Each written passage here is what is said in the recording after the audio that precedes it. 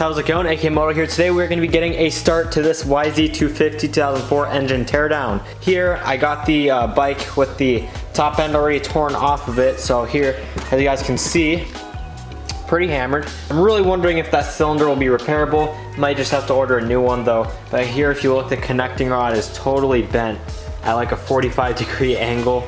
You have pieces of wrist pin. I assume that's piston wrist pin right there. Pieces of piston. I hope that's pieces of piston down there between the crank webs. I do not want that to be case, so hopefully the cases are okay. Luckily the rod's up here and not through the bottom of the case, but here we do have to get a start to tearing it down. Now luckily the top end is mostly torn down for us. Here's our head, not terrible, a few little scuffs, but we can buff that out. And then here, there's the carnage right there, if you guys can see. But yeah, you can see it looks like the connecting rod must have scraped the side of the cylinder, and it cut some really deep gashes there between some of the transfer ports. So we're gonna have to see if this is repairable. I'm probably just gonna get a new one though. But yeah, even if it was repairable, it'd probably be really expensive. So I'm really thinking we'll need a new cylinder based on the damage, but first we have to tear down the whole engine and get an assessment of what everything else is like, and just see where we're at. I'm gonna start by tearing down the bottom end. A little later I'll tear down the cylinder here. So we have the power valve, we have the little intake / reeds assembly we can tear down, but I'll save that for a little bit later. Here we're gonna get started with our bottom end, and as you guys can see, this motor is pretty dirty, pretty greasy on the outside, so yeah, definitely in need of some work. And then of course, you know, not to mention the crank is pretty much completely frozen. First we're gonna get started by pulling off the flywheel. Now this bike actually had a flywheel blade on it, which I already took off. That's pretty easy to take off, but here I'm gonna pull the flywheel with our flywheel puller tool right over here and get pretty much this side of the engine mostly torn down. Then we'll move on over to the clutch side, which has a little more stuff. Next we're gonna take out these 3 Phillips head screws so we can remove our stator assembly here from the flywheel side of the engine. Now because these look pretty well corroded in place, I'm gonna go get some penetrating lubricant, and we're gonna do everything we can to avoid stripping any of these screws.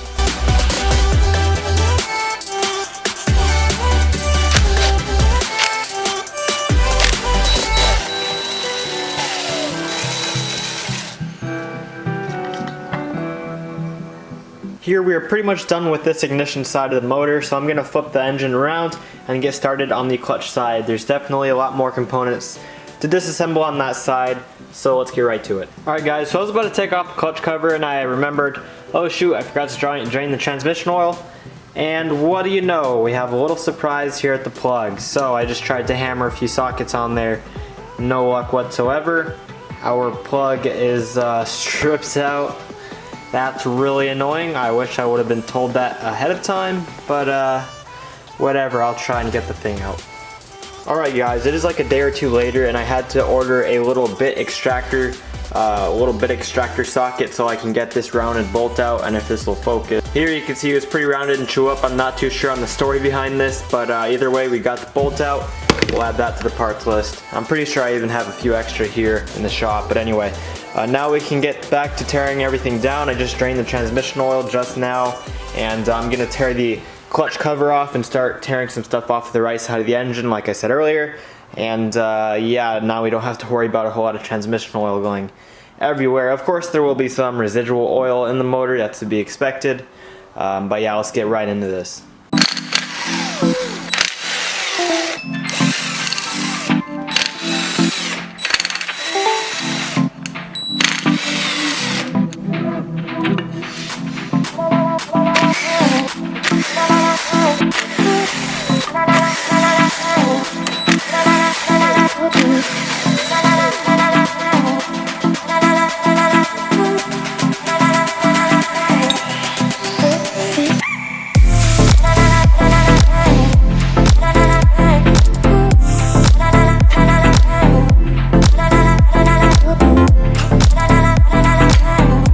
Alright guys, it's actually a day later from the last clip you guys saw. I had to order a socket for this clutch hub nut.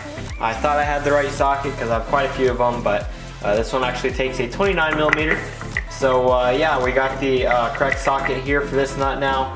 But I'm going to undo the case cover first. We're going to disassemble that, and then we're going to remove this clutch hub.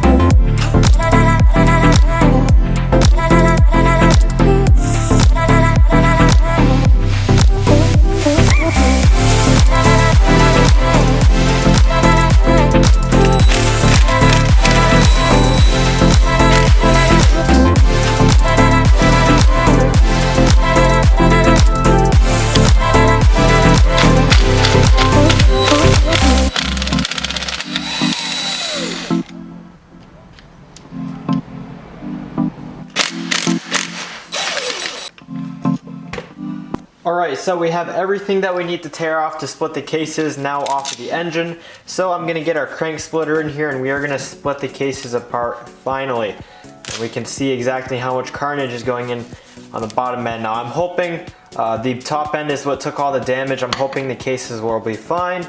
The bearings, of course, are going to be a total loss most likely. But let's get right into this.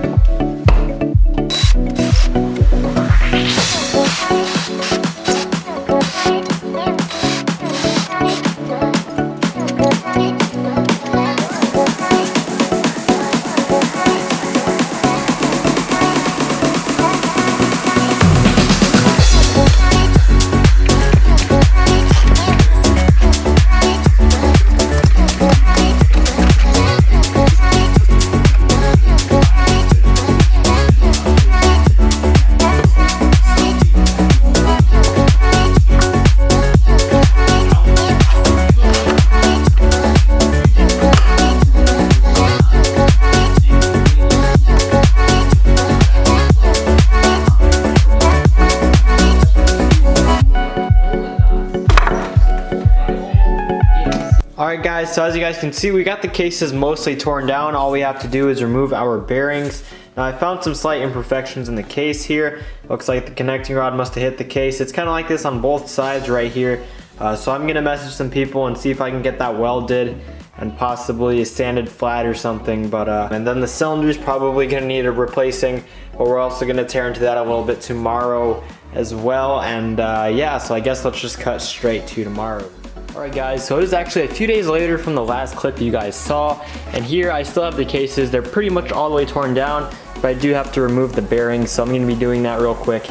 And we also got a few new parts. We haven't gotten our rebuild kit in, so we don't have any new seals or bearings or anything yet, but I will be showing you guys what we are going to do about this situation with the cylinder.